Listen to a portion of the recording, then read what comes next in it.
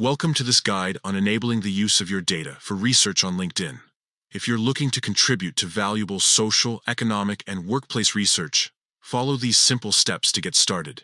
First, open the LinkedIn app on your device. Make sure you're logged into your account to access your settings easily.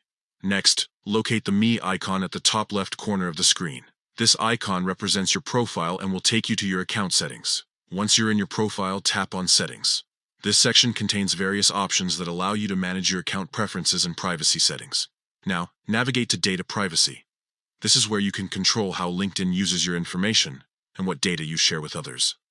Scroll down until you find the section labeled Social, Economic, and Workplace Research.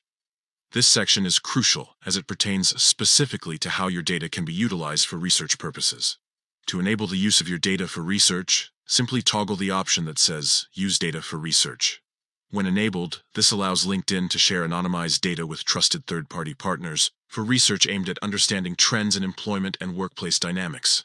Remember, enabling this feature not only contributes to meaningful research, but also helps improve LinkedIn's services and user experience.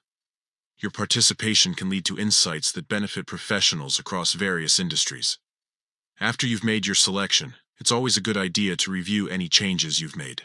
Ensure that everything is set according to your preferences before exiting the Settings menu. And that's it. You've successfully enabled the use of your data for research on LinkedIn. By following these steps, you're playing a part in advancing knowledge in social and economic fields while enhancing the platform for everyone. Thank you for tuning in. If you found this guide helpful, consider sharing it with others who might benefit from learning how to navigate their LinkedIn settings effectively.